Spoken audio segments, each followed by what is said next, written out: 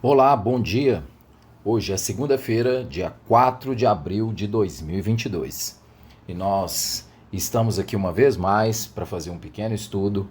Nós já falamos isso aqui diversas vezes, temos nos engajado num desafio de lermos a Bíblia em Lagoinha Castelo e o pastor Leozão nos desafiou nisso. E a ideia é fazer essa leitura começando pelos evangelhos. Começamos no Evangelho de Mateus. Hoje estamos no capítulo 22 do livro de Mateus. Eu também tenho estimulado as pessoas, quando puderem, se puderem, não é uma necessidade, mas eu tenho feito a leitura bíblica por meio de uma Bíblia chamada Bíblia 365. Tem sido uma oportunidade muito boa de aprender a Escritura, porque ela divide a leitura diariamente por um texto do Antigo Testamento, um texto do Novo Testamento, um texto de Salmos e um texto de Provérbios. Então, a cada dia do ano, você faz uma pequena leitura de um texto do Velho Testamento, um texto do Novo, um texto de Salmos e um texto de Provérbios. E isso vai ajudando a compreensão da Escritura como um todo. Tem sido algo muito positivo para mim. Eu estimulo que você faça isso. Ao mesmo tempo, quando o Leozão nos desafiou, nós pensamos que seria bom começar com os evangelhos. É importante dar ciência, conhecimento à igreja contemporânea do evangelho. Então, por isso, nós tomamos a decisão de fazer a leitura a partir do livro de Mateus. Então, aqui no Castelo, Lagoinha Toronto, nós estamos com esse esforço. Se você puder pegar esses áudios, mandar para os seus grupos, mandar para as pessoas que você conhece, para que elas sejam edificadas, para que elas se engajem na leitura bíblica, isso será muito bom. Você pode fazer isso, basta você entrar no canal da Lagoinha Castelo, no YouTube, lá você terá todos os áudios gravados e você pode encaminhá-los para as pessoas. Hoje, segunda-feira, nós vamos ler o texto de Mateus 22. Mateus 22, estamos no texto de Mateus 22 e vamos falar sobre o pagamento de imposto a César. Esse é um texto super apropriado para o nosso tempo de hoje, super apropriado mesmo. A gente falou ontem sobre o texto em Mateus 21, dos versículos 23 a 27. Texto que Jesus é confrontado pelos fariseus. Nós já explicamos isso aqui ontem pelos líderes religiosos. Nós já explicamos aqui ontem, cronologicamente, provavelmente, toda essa sequência que vai de Mateus 21 até Mateus 24. Nós estamos na terça-feira da Semana da Paixão de Cristo. E nós já explicamos aqui no texto de ontem que Jesus é confrontado na sua autoridade, lá em Mateus 21, de 23 a 27, e ele é confrontado com uma pergunta, e ele responde a essa pergunta de maneira magistral. Hoje, nós vamos falar de uma outra pergunta que confronta Jesus. Toda essa semana aqui vai ser marcada por múltiplos confrontos à autoridade dele, à divindade dele, e ele vai ser confrontado uma vez mais aqui com uma pergunta muito interessante e que tem um impacto contemporâneo muito relevante para a gente. Vou ler com você. Diz assim, Mateus 22, versículo 15. Então os fariseus saíram e começaram a planejar um meio de enredá-lo em suas próprias palavras. Enviaram-lhe seus discípulos junto com os herodianos, que lhe disseram: Mestre, sabemos que és íntegro e que ensinas o caminho de Deus conforme a verdade. Tu não te deixas influenciar por ninguém, porque não te prendes à aparência dos homens. Dize-nos, pois, qual é a tua opinião? É certo pagar imposto a César ou não? Mas Jesus, percebendo a má intenção deles, perguntou: Hipócritas, por que vocês estão me pondo à prova? Mostrem-me a moeda usada para pagar o imposto. Então lhe mostraram um denário e ele lhes respondeu: De quem é esta imagem e esta inscrição? De César, responderam eles. E ele lhes disse: Então deem a César o que é de César, e a Deus o que é de Deus. Ao ouvirem isso, eles ficaram admirados e, deixando-o, retiraram-se. É interessante que os primeiros versículos aqui, do versículo 15 até o final do versículo 16, nós temos uma literal bajulação a Jesus. Os fariseus vão com o intuito de colocá-lo numa armadilha, colocá-lo à prova. A ideia é essencialmente colocar Jesus à prova. E a ideia de colocar Jesus à prova antes de fazê-lo, eles falam no versículo 16 assim: Mestre, sabemos que és íntegro, que ensinas o caminho de Deus conforme a verdade.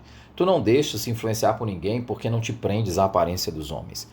Note que, do ponto de vista formal, há uma fala aqui que honra Jesus, mas é só uma fala que honra. E nesse tipo de fala que compreende, diz a verdade, mas que não compreende a verdade no coração, os líderes religiosos mostram exatamente como está o coração deles. Então, da boca para fora, reconhecem a Jesus, mas no fundo não o reconhecem como autoridade. E tentam bajulá-lo aqui e fazem a pergunta sobre os impostos. E o interessante em relação a isso é que na pergunta que eles fazem em relação aos apóstolos, não tem aqui uma inquirição, aos apóstolos, desculpe, a Jesus, não tem uma inquirição desapaixonada, não é isso não. Tem aqui uma ideia de tentar colocar Jesus numa situação complexa.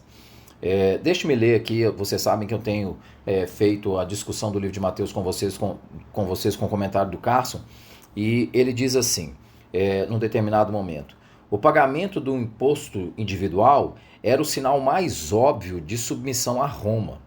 Os zelotes declaravam que o imposto individual era uma desonra a Deus, um sinal de escravidão aos pagãos. Assim, a armadilha era deixar Jesus em uma posição em que ele ficaria malquisto pela maior parte da população ou quem o exporia à acusação de traição. Então a ideia é, se ele diz que não deve se pagar imposto, ele é um traidor, porque nós estamos sob o jugo de Roma. Mas se ele diz que a gente tem que pagar imposto, do ponto de vista da percepção judaica, que você tem a submissão à lei não era simplesmente, o Estado deveria ser teocrático, os judeus acreditavam que o líder, o Messias, deveria vir para libertá-los do jugo de Roma, ou seja, os judeus acreditavam que a instalação do reino era a instalação, em primeiro lugar, de um reino político, era a construção de um Estado-nação que tivesse conotações políticas, terrenas. Então, a confrontação a Jesus se ele negasse imposto, você pode acusá-lo juntamente aos romanos. Se ele diz que você tem que pagar os impostos, ele está se submetendo a uma autoridade terrena, e isso faz dele alguém que não entende apropriadamente a própria essência da lei. É isso que os fariseus estão fazendo aqui. E é importante, eu vou continuar a leitura para que vocês entendam isso. Os judeus, com sua herança teocrática, eram mal equipados para formular um argumento teológico justificando o pagamento de tributos para governantes estrangeiros e pagãos, a menos que eles, como judeus do exílio, interpretassem sua atuação como julgamento divino. Mas não era só o monoteísmo judaico que ligava a religião e Estado. O paganismo, em geral, insistia ainda mais firmemente na unidade do que distinguimos como obrigações civis e religiosas. Na verdade, algumas décadas depois, os cristãos enfrentaram a ira de Roma porque se recusaram a participar da adoração ao imperador, recusa que o Estado julgou ser traição. E por isso, percebe que na visão dos judeus aqui, Estado e a questão religiosa estão profundamente vinculadas, elas estão profundamente casadas. Então é difícil para eles entender como é que essas coisas podem ser separadas. Então a resposta de Jesus é uma resposta magistral, porque ela nos ensina como deve ser o nosso comportamento em relação à nova aliança, em relação à maneira como crentes, como cristãos se comportam em relação às autoridades civis. Olha que interessante isso aqui. Jesus não se alinha com os zelotes, nem com ninguém que esperasse que seu messiado traria instantânea independência política de Roma. Eu vou repetir isso. Jesus não se alinha com os zelotes, nem com ninguém que esperasse que seu messiado traria instantânea independência política de Roma. A comunidade messiânica que ele se determinou a construir devia dar a qualquer César que estivesse no poder o que era de César, embora nunca se afastando de suas obrigações para com Deus. A lição foi aprendida por Paulo em Pedro, em Romanos 13, de 1 a 7, e 1 Pedro 2, de 13 a 17.